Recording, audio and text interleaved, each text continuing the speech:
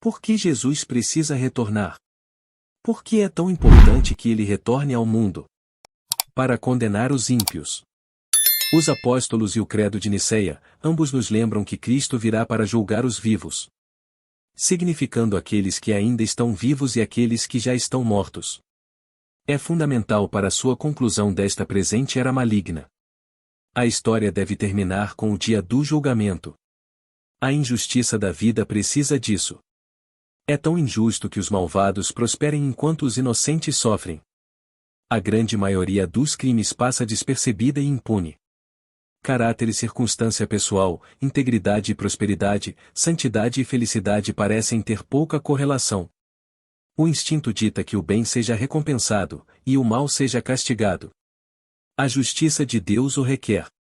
Sua bondade tem sido questionada se ele nunca corrigiu os erros que permitiu. Se ele é realmente o Rei do Universo, também tem a responsabilidade de juiz.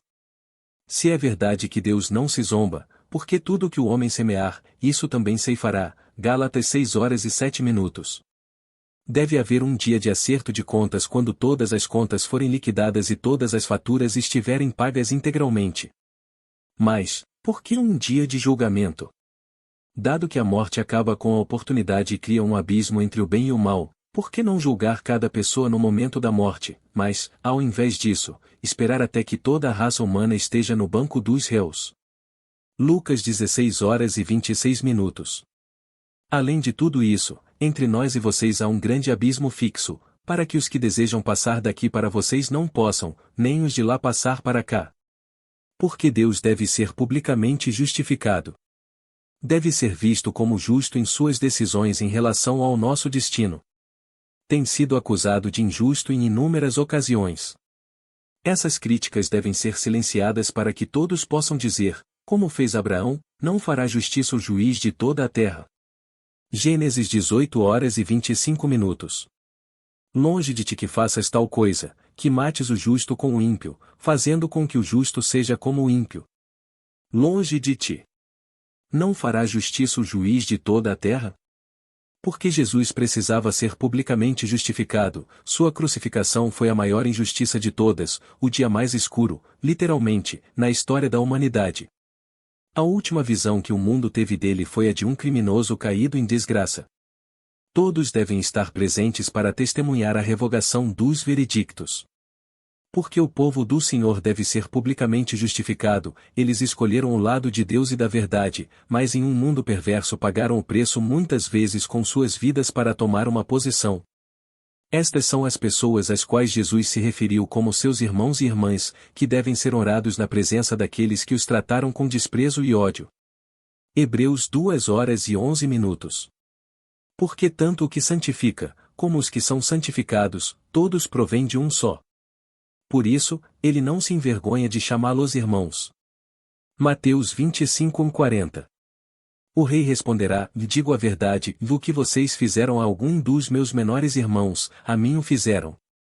Então chegará o dia da justiça. Cada ser humano tem 2 compromissos futuros, nenhum dos quais pode ser registrado em um diário ou marcado em um calendário. O primeiro compromisso é diferente para cada um. O segundo é o mesmo para todos. E, como aos homens está ordenado morrerem uma vez, vindo depois disso o juízo. Hebreus 9:27. Muitos imaginam que este julgamento será no céu, talvez devido à noção equivocada de que todos vão para o céu quando morrem.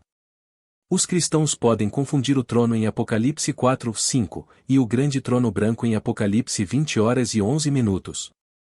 Um é o trono de Deus no céu, e o outro é o trono de Cristo na terra.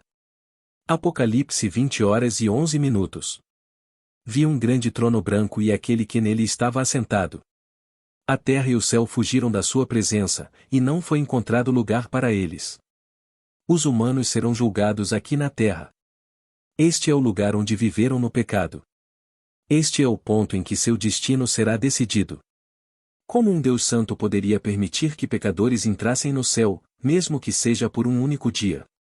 Claro, muitos já terão morrido e precisarão ser trazidos de volta à vida para serem julgados.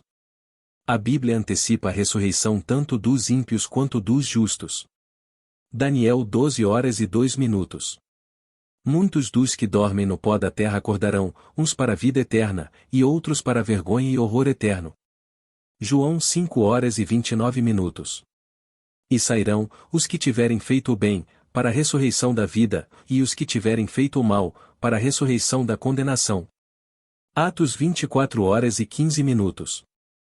E tenho esperança em Deus, esperança esta que eles também abraçam, de que haverá ressurreição tanto dos justos como dos ímpios. Hades, o lugar dos espíritos mortos, libertará seus habitantes para reencarnarem. Todos, sejam enterrados, cremados ou perdidos no mar, comparecerão diante de seu juiz mais uma vez na terra. Apocalipse 21:12-13. Vi os mortos, grandes e pequenos, de pé diante do trono, e abriram-se livros. Outro livro foi aberto, que é o livro da vida. Os mortos foram julgados conforme o que tinham feito, segundo o que estava escrito nos livros. O mar entregou os mortos que nele havia, e a morte e o Hades entregaram os mortos que neles havia, e cada um foi julgado conforme o que tinha feito. O Novo Testamento ensina que haverá 2 dias de ressurreição separados pelo milênio. Apocalipse 21:4-6. Vi tronos em que se assentaram aqueles a quem foi dado o poder de julgar. Vi também as almas dos que foram decapitados por causa do testemunho de Jesus e da palavra de Deus, os que não tinham adorado a besta nem a sua imagem e não tinham recebido a marca na testa nem nas mãos. Eles reviveram e reinaram com Cristo durante 1000 anos. O resto dos mortos não voltou à vida até que se completassem os 1000 anos. Esta é a primeira ressurreição. Felizes e santos são aqueles que têm parte na primeira ressurreição. A segunda morte não tem poder sobre eles, mas serão sacerdotes de Deus e de Cristo e reinarão com ele durante 1000 anos. Na verdade, se incluirmos o primeiro domingo de Páscoa, há 3. 1 Coríntios 15:23-24. Cada um, porém, em sua própria ordem em Cristo, o primeiro, o depois, os que são de Cristo, durante a sua vinda.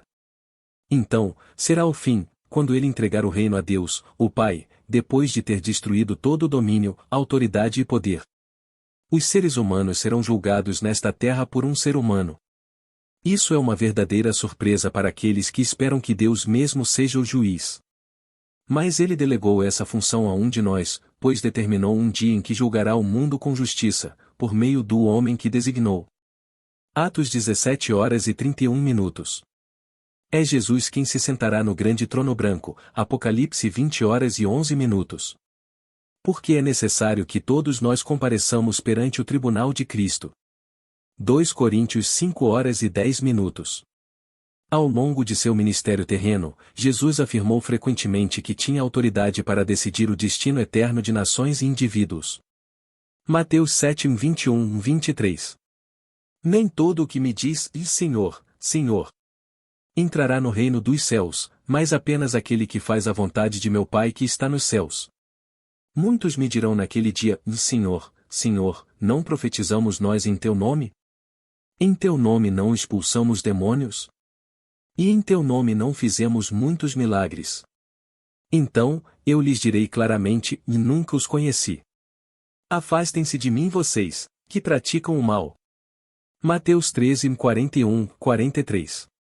O Filho do Homem enviará os seus anjos, e eles tirarão do seu reino tudo o que faz tropeçar e todos os que praticam o mal.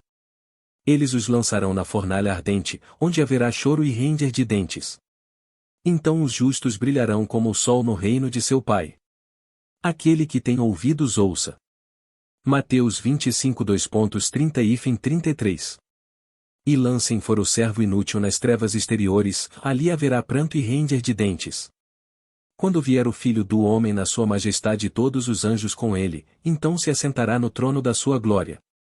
Todas as nações serão reunidas diante dele, e ele separará uns dos outros, como o pastor separa as ovelhas dos cabritos.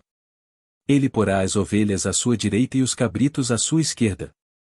Tal afirmação só pode ser explicada de uma destas 3 maneiras: ele estava louco, era mau ou era Deus. Ele era um lunático, um mentiroso ou o Senhor. Somente se ele fosse o Deus homem, divino e humano ao mesmo tempo, estaria perfeitamente qualificado para ser o juiz de todos? E já fez tudo o que podia para nos salvar do julgamento. Devido à sua natureza dual, Jesus pode administrar justiça perfeita.